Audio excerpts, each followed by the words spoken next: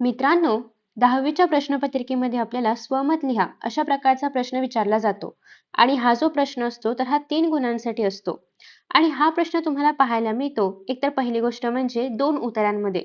पहिला उतारा आणि त्यासोबतच दुसरा उतारा. हे दोन्ही उतारे पठित असतात. त्यामुळे अर्थातच आपण प्रत्येक पाठामधलं स्वमत कुठलं विचारलं जाऊ शकतं याबद्दल काही गोष्टींचा अंदाज नक्कीच लावू शकतो. सगळ्यात पहिली गोष्ट म्हणजे आता आपण स्वमत कसं लिहायचं, केवढं मोठं लिहायचं, किती ओळींचं लिहायचं आणि काय काय लिहिलं पाहिजे हे सगळं बघणार आहोत. तर तुम्हाला हा जो उतार आहे हे वाचून कळलं असेल की हे सोनाली या पाठामधलं आहे.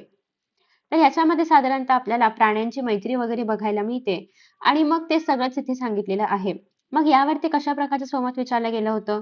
खरं तर हा PYQ असल्यामुळे आपण यालाच एक आधार म्हणून म्हणजे काय म्हणूयात आपण याच्याच आधारे आपण उत्तर बघणार आहोत. कारण मग आपल्याला कळेल हे की परीक्षेमध्ये कशा प्रकारचे प्रश्न विचारले जातात. प्राण्यांना प्रेमाने वागवले तर तेही माणसांशी प्रेमाने वागतात. या विधानाविषयी तुमचे मत स्पष्ट करा. खरं तर या पाठामध्ये आपण हेच बघितलंय की आपण ज्या पद्धतीने प्राण्यांना वागवतो किंवा जसं की आपण पाहतोय लहानपणापासूनच सिंहिणी वगैरे त्यांच्या घरामध्ये होत्या. तर त्यांना ज्याप्रमाणे वागवलं गेलं त्याचप्रमाणे ते ते वागत होते त्यांच्याशी सुद्धा, इतर प्राण्यांशी सुद्धा. सो हे सगळं तुम्हाला सांगायचं आहे. आता मग याचं उत्तर तुम्ही किती मोठं लिहू शकता? एकतर 3 मार्कांसाठी आहे. त्याच्यामुळे साधारणतः तुम्हाला 10 ते 12 ओळींचं उत्तर लिहायचं आहे. म्हणजेच काय, की तुमचं हँडरायटिंग जर मोठं असेल तर त्याप्रमाणे ॲडजस्ट करा. पण साधारणतः एक नॉर्मल हँडरायटिंगला 10 ते 12 ओळींचं उत्तर लिहायचं आहे. हे उत्तर लिहीत असताना ते पाठाच्या आधारे लिहायचं का किंवा कसं लिहायचं? तर बघा, आता इथे काय सांगितलेलं आहे, तुमचं मत लिहा आणि वाक्य काय आहे, उतारामधलंच आहे. म्हणजे याचा अर्थ तुम्हाला उतारामधला संदर्भ द्यायचा आहेच आणि सोबत तुमचा एखादा अनुभव पण लिहायचा आहे, तुमचा एखादा विचार पण सांगायचा आहे. ठीक आहे? जो की उत्तराशी निगडीत नसेल, दुसरा काहीतरी असेल, पण प्रश्नाला सॅटिस्फाय करतोय असा असला पाहिजे. त्यानंतर बरेच जण हे विचारतात, की याच्यामध्ये जर काही व्याकरणामधल्या चुका झाल्या तर काय होतं? तर ट्राय करायचं आहे, की तुम्ही उत्तरं अशी लिहाल, की एकतर पहिली गोष्ट म्हणजे व्याकरणामध्ये चुका होता कामा नयेत.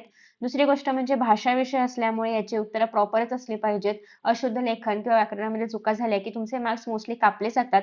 पण इन केस जर काही शब्दांमध्ये चूक झाली असेल तर आणि ते जास्त नोटिसेबल नसेल, तर आहे तसा शब्द राहू द्या. पण तुम्ही जर कट वगैरे केलं तर ते अजून लक्षात आणून दिल्यासारखं होतं. त्यापेक्षा ट्राय करा, की जर तो शब्द इतका महत्त्वाचा नाहीये, का, आणि, परंतु वगैरे असा काहीसा शब्द आहे आणि तुम्ही त्याच्यामध्ये काही अशुद्ध लेखनाच्या चुका केलेल्या आहेत, तर ते आहे असं स्किप मारला तरी पण चालेल. त्याला बरोबर करत बसू नका.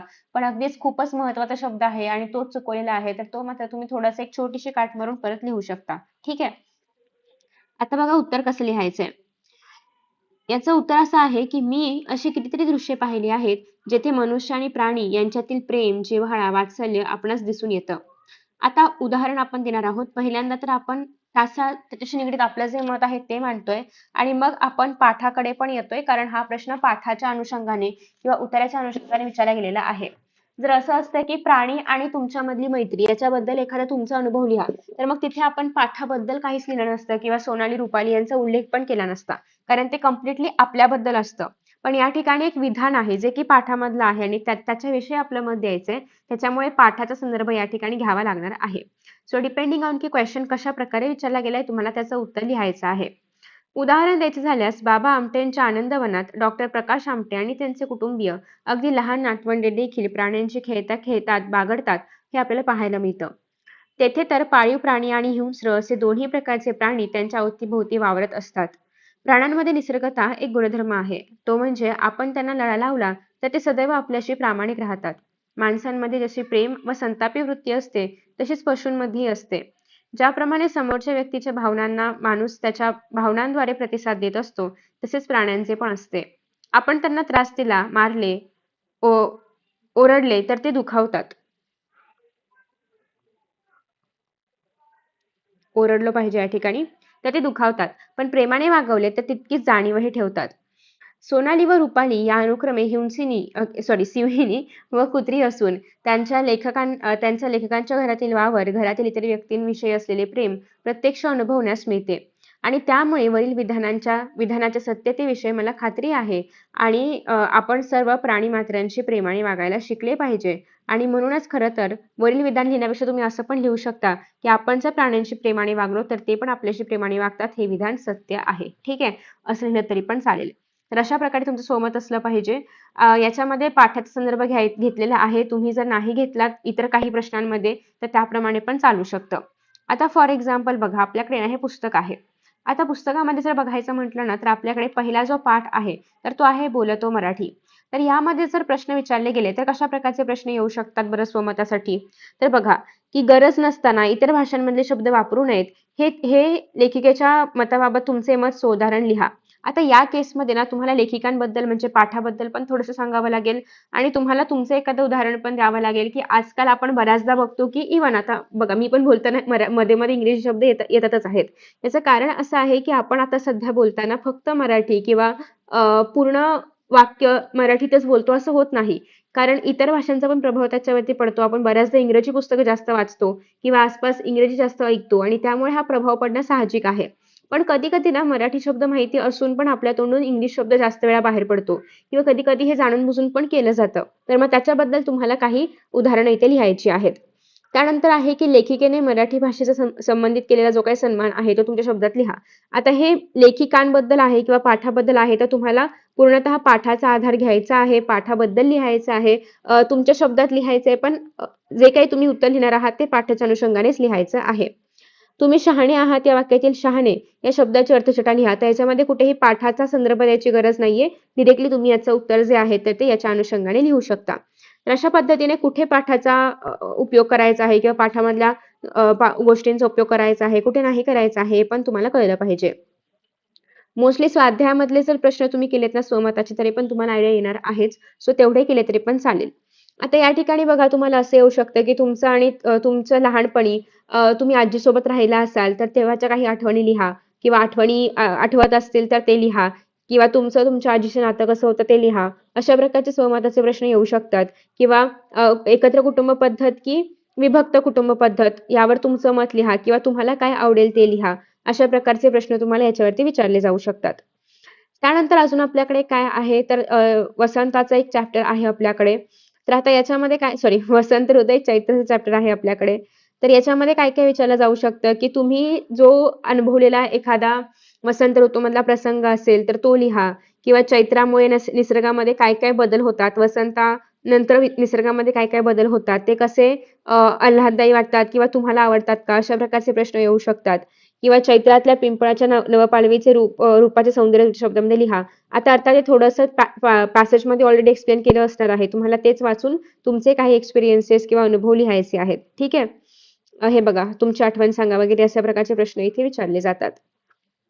सो मग तुम्हाला त्या पद्धतीने त्याचं उत्तर लिहिण्याचा प्रयत्न करायचा आहे. साधारणतः एक 8 ते 10 ओळींच्या इतपत तरी मिनिमम म्हणजे कमीत कमी तुमचं उत्तर तेवढं मोठं तरी असलंच पाहिजे. त्यानंतर पुढे बघा कोणतं आहे? गवताचे पाते. आता गवताच्या पात्यावरती काय येऊ शकतं स्वमतावरती, की या ठिकाणी ना गवताचं पातं आणि मानवाची मनोवृत्ती किंवा एका ठराविक विचाराची होणारी पुनरावृत्ती किंवा वागण्याची होणारी पुनरावृत्ती याच्याबद्दल काही गोष्टी आपल्याला सांगितलेल्या आहेत. मग याच्यामध्ये गवताचं पातं आणि पान यांच्यामधली स्वभाव वैशिष्ट्ये जी आहेत तर ती सांगा किंवा त्याचा आणि माणसाच्या स्वभावामध्ये काय फरक आहे किंवा काय साम्य आहे ते सांगा. अशा प्रकारचे प्रश्न तुम्हाला याच्यामध्ये विचारले जातात. वाट पाहताना खरं तर वाट पाहणं किती अवघड आहे याच्याबद्दल पाठामध्ये लेखिकेने सांगितलेलं आहे.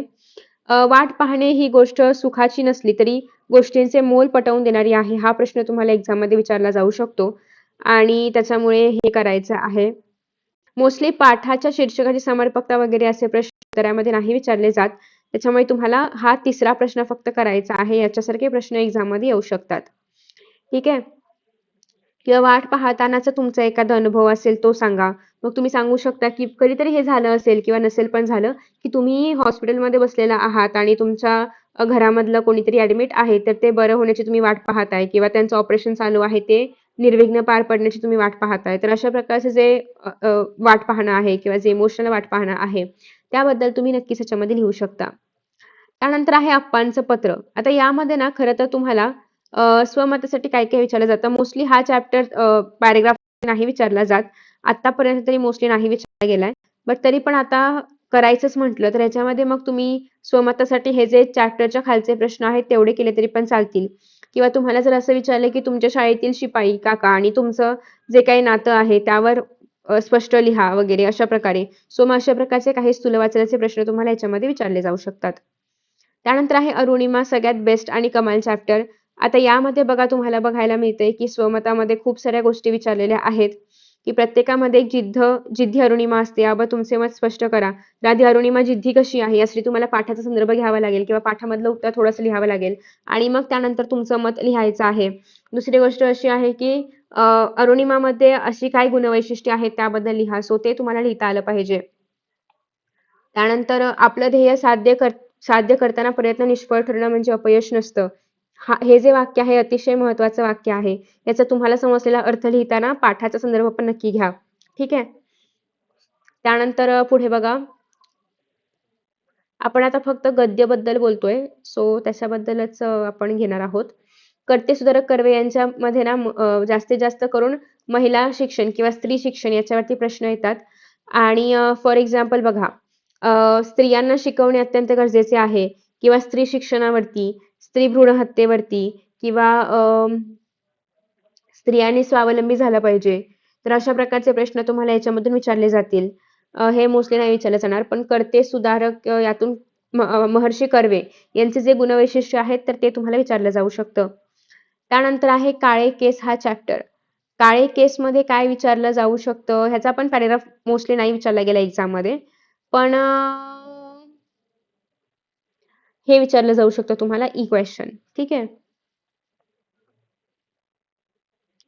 कोद आणखी थोडेसे तर कविता आहे. त्यानंतर पुढे आहे वीरांगना तर स्थूलवाचन आहे. स्थूलवाचनावरचे प्लीज व्हिडिओज बघा कारण तुम्हाला एक्झाम मध्ये याच्यावरचे प्रश्न विचारले जातात आणि तेव्हा मग तुम्हाला पॅरेग्राफ नाही दिला जात. सो त्याच्यामुळे आधीपासूनची प्रॅक्टिस करायची आहे. त्यानंतर पुढे काय आहे आपल्याकडे सोनाली. बघा सोनालीबद्दल आपण ऑलरेडी बघितलंच आहे एक हे कसं लिहायचं उत्तर ते. आय होप की तुम्हाला एक बेसिक आयडिया तर मिळाली असणारच आहे. त्यानंतर काय विचारलं जाऊ शकतं की तुम्ही कधी जर पाळीव प्राणी पाळला असेल तर त्यांचं आणि तुमचं नातं कसं होतं किंवा त्यांच्याबद्दल तुम्हाला काय वाटतं किंवा अशा प्रकारचे प्रश्न येऊ शकतात. पशूंना कोणी फसवलं तर त्यांना राग येतो. तर हे पण तुम्हाला पाठाच्या आधारे स्पष्ट करायचं आहे. ठीक आहे.